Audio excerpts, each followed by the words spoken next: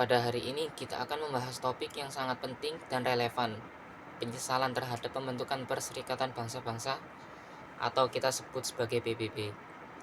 PBB didirikan pada tanggal 24 Oktober 1945 sebagai upaya untuk mencegah terulangnya tragedi Perang Dunia II.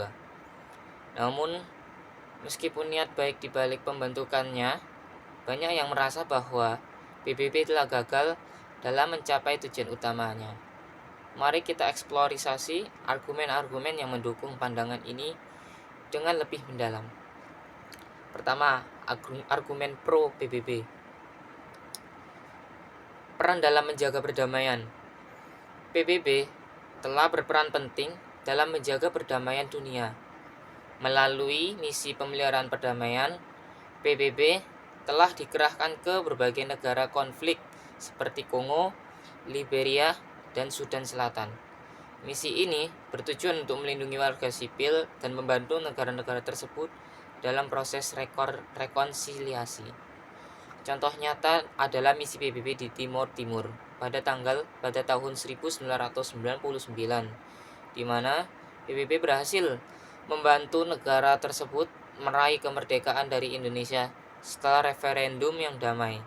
Misi ini menunjukkan kemampuan PBB dalam menghadapi situasi geopolitik yang kompleks dan berkontribusi pada stabilitas regional. Yang kedua, promosi hak asasi manusia atau HAM. PBB berkomitmen untuk mempromosikan dan melindungi hak asasi manusia di seluruh dunia melalui berbagai instrumen internasional seperti Deklarasi Universal Hak Asasi Manusia. Melalui badan-badan seperti Dewan Hak Asasi Manusia, PBB memberi perhatian terhadap pelanggaran hak asasi manusia di berbagai negara dan berupaya untuk memfasilitasi dialog antar negara-negara.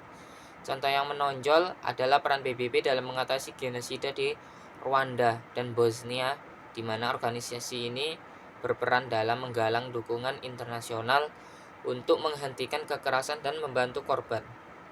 Yang ketiga, forum global dan diplomasi.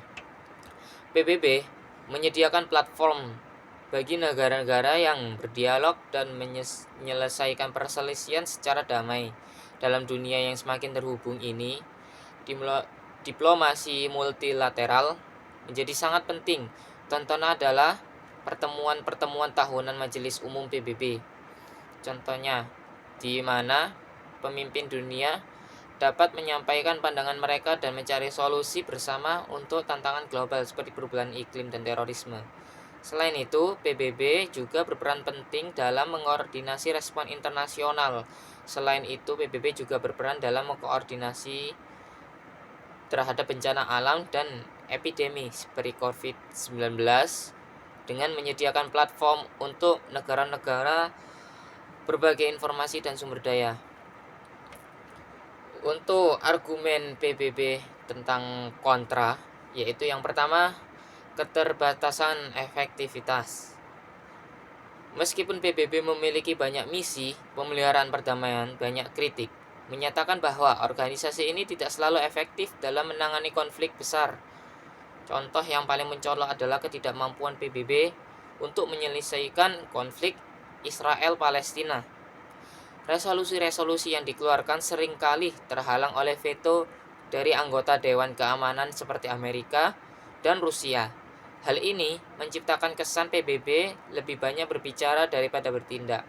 Selain itu, keputusan yang efektif juga menimbulkan kekhawatiran tentang independensi PBB dalam mengambil keputusan.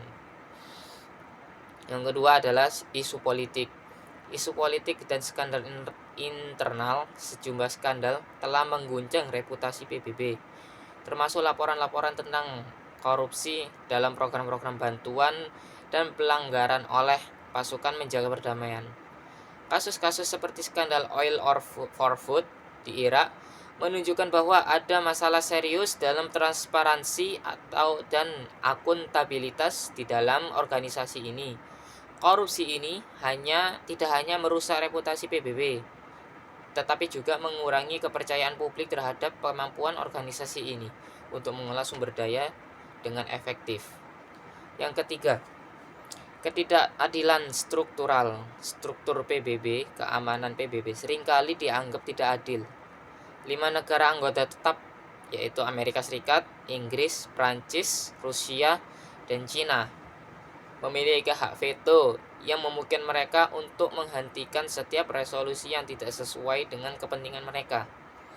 Hal ini menciptakan ketidakpuasan di kalangan negara-negara kecil dan berkembang yang merasa suara mereka tidak didengar dalam pengambilan keputusan global.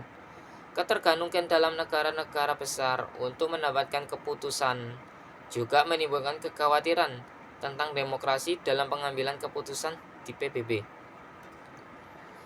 Untuk yang keempat, relevansi di abad ke-21.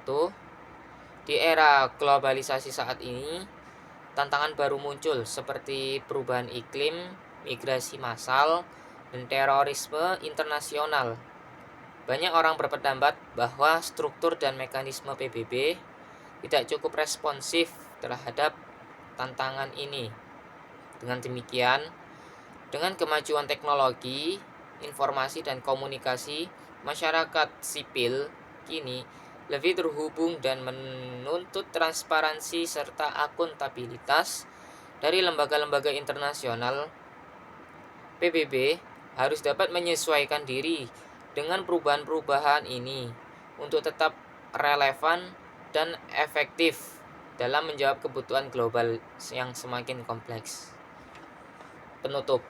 Jadi kesimpulan hari ini, dalam menilai pembentukan Perserikatan Bangsa-Bangsa, kita harus mengakui bahwa meskipun organisasi ini tidak memiliki banyak prestasi dalam menjaga perdamaian dan mempromosikan hak asasi manusia, tantangan besar tetap ada.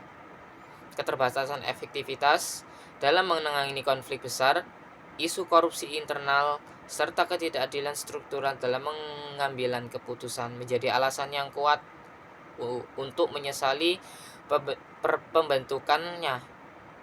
Dengan pertimbangan semua argumen ini, kita perlu terus mengevaluasi peran dan relevansi PBB di abad ke-21 dan dapat berkontribusi lebih baik terhadap perdamaian dan keamanan internasional. Terima kasih atas perhatian Anda.